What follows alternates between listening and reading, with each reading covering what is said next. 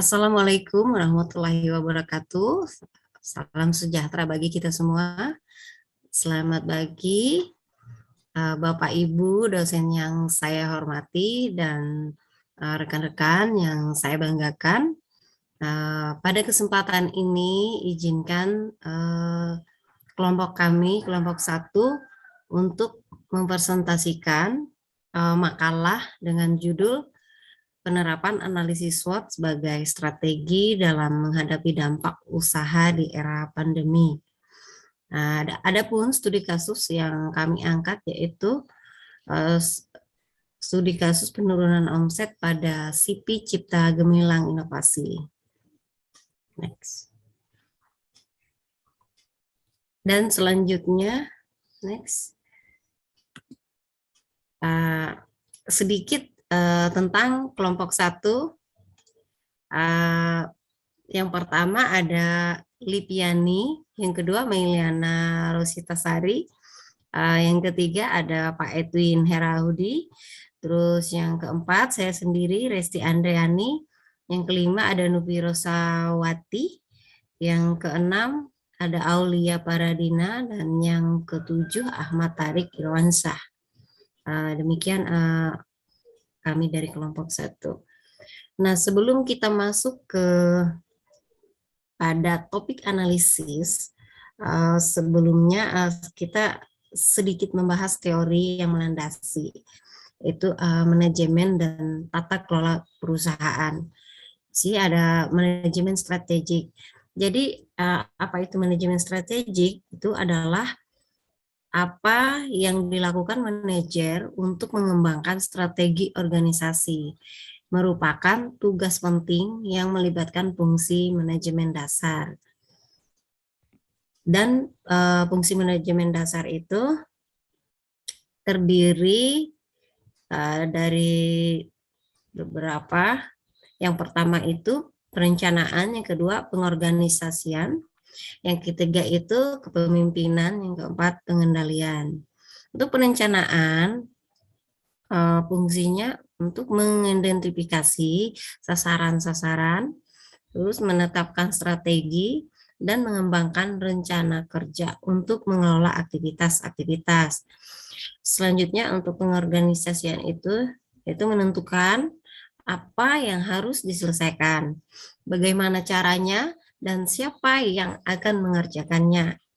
Nah, fungsi yang ketiga itu kepemimpinan, memotivasi, memimpin, dan tindakan lainnya yang melibatkan interaksi dengan orang lain. Terus yang keempat, pengendalian. Jadi fungsinya memantau aktivitas-aktivitas demi memastikan segala sesuatunya terselesaikan sesuai rencana. Dari keempat fungsi dasar tersebut, maka berujung pada tercapainya tujuan-tujuan dan sasaran-sasaran yang telah dicanangkan bagi organisasi tersebut. Oke, selanjutnya akan dibahas oleh... Sebelumnya, rekan saya sudah menjelaskan apa itu manajemen strategi.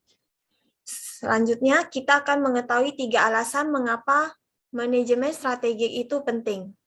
Yang pertama, bahwa hal itu dapat membedakan seberapa baik kinerja perusahaan. Yang kedua, proses manajemen untuk menghadapi ketidakpastian. Yang ketiga, karena organisasi bersifat kompleks dan beragam. Selanjutnya, kita akan membahas proses manajemen strategi. Terdapat proses 6 langkah memandu perencanaan, implementasi, dan evaluasi strategi. Yang pertama, mengidentifikasi misi, tujuan, dan strategi organisasi saat ini. Yang kedua, melakukan analisis eksternal. Yang ketiga, melakukan analisis internal. Yang keempat, memformulasi strategi. Yang kelima, mengimplementasi strategi. Yang keenam, mengevaluasi hasil. Dari 6 langkah tersebut, kita akan menganalisis SWOT, di mana kita akan menganalisis eksternal. Yang pertama, peluang, Yang kedua adalah ancaman. Untuk analisis internalnya, terdapat kekuatan dan kelemahan. Selanjutnya akan dipresentasikan oleh rekan saya. Sebagaimana yang telah dijelaskan oleh rekan saya sebelumnya, mengenai 6 langkah ada salah satunya mengenai analisis SWOT. Yang pertama, analisis internal, meliputi penilaian terhadap faktor kekuatan dan kelemahan, untuk menilai keunggulan bersaing organisasi dan bagaimana mempertahankannya. Kita akan mengetahui bahwa perusahaan-perusahaan dengan model bisnis yang unik dan unggul akan menang bersaing dan sulit untuk ditiru oleh perusahaan lain. Untuk yang kedua, ada analisis eksternal, mencakup faktor peluang dan tantangan. Elemen pada lingkungan perusahaan yang memberikan pengaruh langsung. Apa saja yang menjadi elemen lingkungan perusahaan, yaitu pemerintah, komunitas lokal, pemasok, pesaing, pelanggan, kreditor, karyawan, dan serikat pekerja. Selanjutnya ada analisis SWOT. SWOT ini ada S-nya strength, yaitu kekuatan, ada weakness, yaitu kelemahan, ada opportunities, yaitu peluang, serta threats, yaitu tantangan. Ini merupakan teknik yang relatif sederhana yang dapat digunakan untuk memformulasikan strategi dan kebijakan bagi setiap industri. Hasil analisis pada lingkungan eksternal menghasilkan daftar atas peluang-peluang, opportunities, dan ancaman-ancaman, yaitu threats.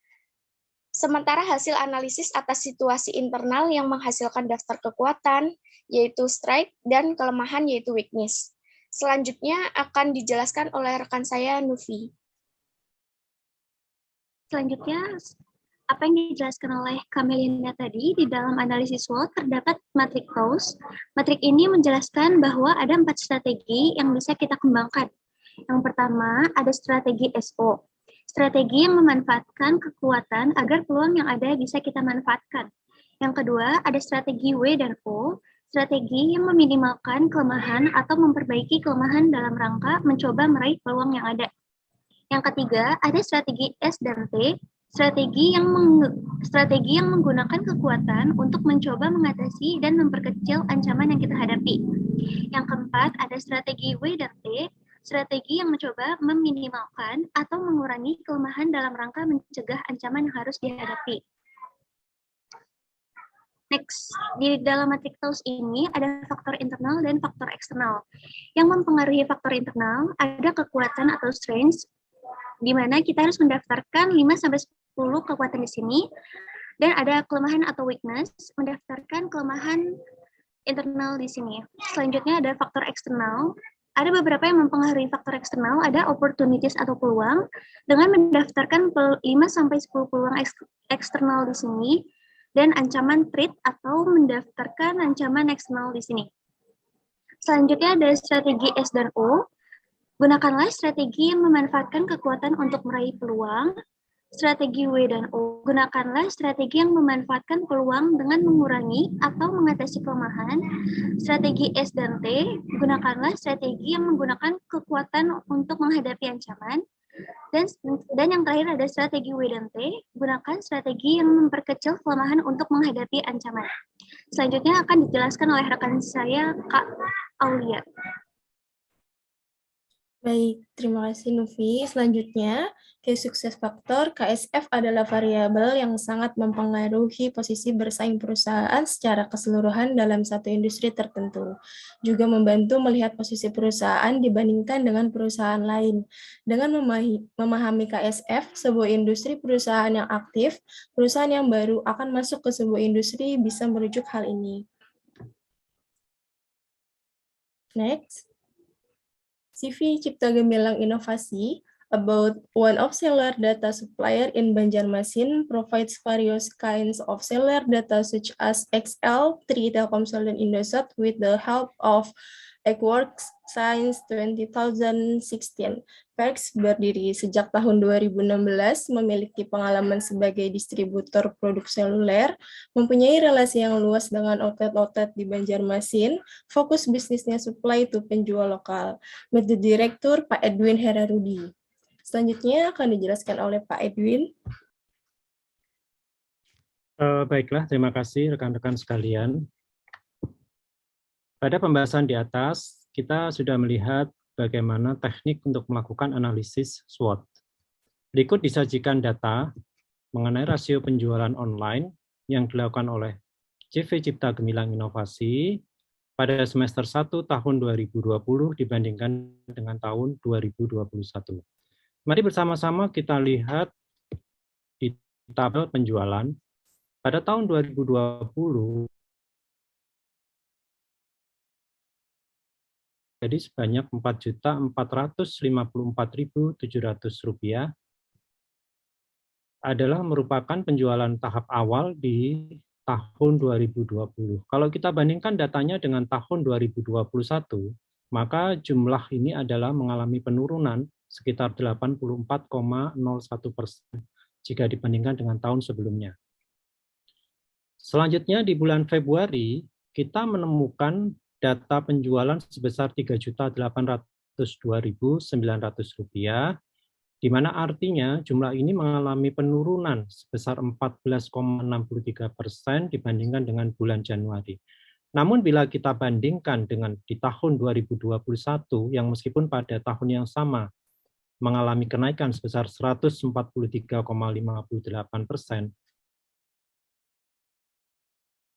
rasio penjualan dibandingkan dengan tahun 2020 yang hanya mengalami penurunan sebanyak 54,36%. Selanjutnya di bulan Maret, kita menemui angka untuk penjualan melalui marketplace di CV Cipta Gemilang Inovasi sebanyak Rp22.475.700. Artinya ini adalah kenaikan yang cukup signifikan dibandingkan dengan tahun sebelumnya di tahun yang sama, yaitu 11,01%. Namun dibandingkan dengan di tahun 2021 yang meskipun kenaikannya juga mengalami kenaikan yang signifikan sebesar 165,51%, jumlah ini tidak mampu untuk mempertahankan posisinya di dalam penjualan untuk tahun 2021 yang mengalami penurunan sebesar 79,50% jika dibandingkan dengan tahun 2020.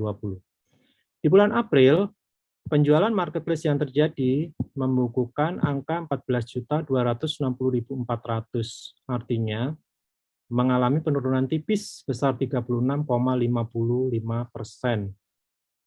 Jika kita bandingkan dengan data di tahun 2021, angka ini adalah jauh turun dibandingkan dengan tahun sebelumnya yang mengalami penurunan sebesar 84,11%.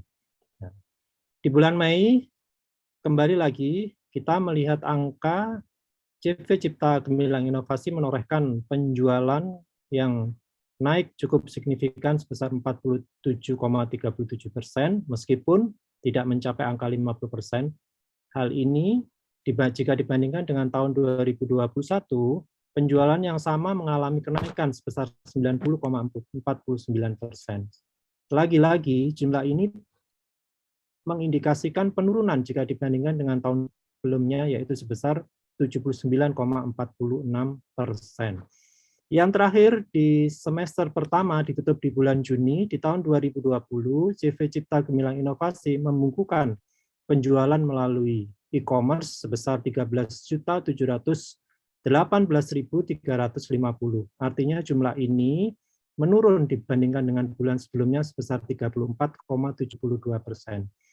Jika kita melihat di tahun 2021, angkanya juga menurun sebesar 37,02%. Dengan rasio, jika dibandingkan dengan tahun sebelumnya, angka penjualan ini menurun sebesar 80,19%. Next. Baiklah, setelah kita menganalisis data tadi, disajikan kepada kita sebuah tabel diagram di mana diagram ini menunjukkan visualisasi informasi penjualan melalui hanya satu marketplace. Di tahun 2020 diwakili dengan diagram berwarna hijau, di tahun 2021 diwakili dengan diagram batang berwarna merah. Apa yang kita bisa ambil dari kesimpulan data di atas tadi? CV Cipta Gemilang Inovasi telah mengalami penurunan secara eksponensial sejak sejak Januari 2021 dengan penurunan yang cukup signifikan sebesar 64%. Next. Baiklah, tadi sekedar pemanasan, kita sudah mencoba untuk menganalisis data tersebut. Sekarang kita akan mencoba melakukan analisis dengan teknik SWOT pada studi kasus yang dialami oleh Gemilang Inovasi. Data yang disajikan tadi saya rasa sudah relatif cukup lengkap ya. Sudah relatif cukup lengkap di mana dari penyaji data memberikan data penjualan. Dari data ringkas yang disajikan di atas, tentu saja belum cukup untuk membuat sebuah analisis SWOT, namun kita akan coba mengidentifikasi apa saja menjadi kekuatan, kelemahan, peluang, serta ancaman yang dihadapi oleh CV Cipta Gemilang Inovasi. Baiklah, kita akan masuk ya di dalam matriks yang menjelaskan bahwasanya ada 4 strategi yang bisa dikembangkan oleh CV Cipta Gemilang Inovasi. Yang pertama adalah strategi SO. Strategi SO adalah formulasi antara kekuatan dan peluang, di mana strategi ini memanfaatkan kekuatan agar peluang yang ada bisa kita manfaatin. Jadi artinya apa? Di strategi pertama, tim menyarankan yaitu agar CV Cipta Gemilang Inovasi memperluas area jangkauan pemasarannya secara online dengan memanfaatkan e-commerce. Adalah formulasi dari O3, masih belum meratanya layanan koneksi internet, dan S1, telah lama CV Cipta Gemilang berusaha di bidang penjualan voucher. Yang kedua, strategi yang kita tawarkan kepada CV Cipta Gemilang Inovasi dengan melihat sisi kekuatan dan opportunity yang ada, yang tersedia, untuk agar peluang yang ada itu bisa dimanfaatkan adalah melakukan pendekatan ke distributor untuk mendapatkan TOP agar banyak volume yang dapat ditawarkan kepada pelanggannya.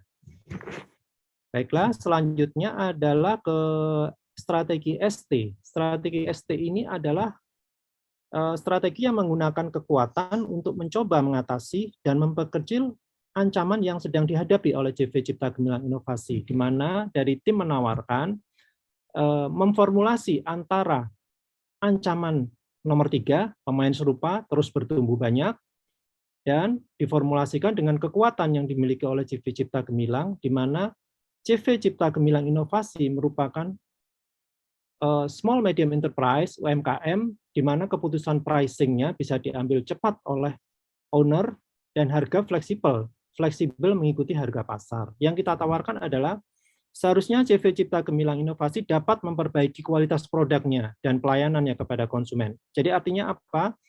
Memperbaiki kualitas di sini adalah melengkapi produk-produk yang akan dijual kepada pelanggannya. Seperti itu. Yang ketiga, kita masuk ke matriks yaitu strategi WO.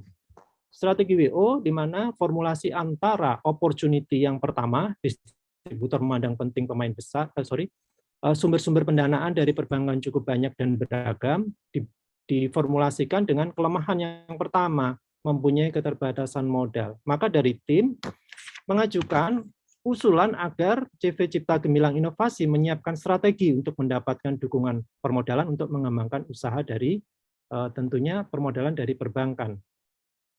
Yang kedua itu adalah saran daripada tim adalah sebaiknya CV Cipta Gemilang Inovasi mengembangkan pemasarannya melalui digital marketing, jadi tidak hanya melalui offline. Hal ini dilihat daripada opportunity yang tersedia, yaitu masih belum meratanya layanan koneksi internet di beberapa daerah, dan diformulasi dengan kelemahan yang nomor 5, yaitu kurangnya tenaga sales untuk dapat menjangkau semua area pemasaran di Banjarmasin.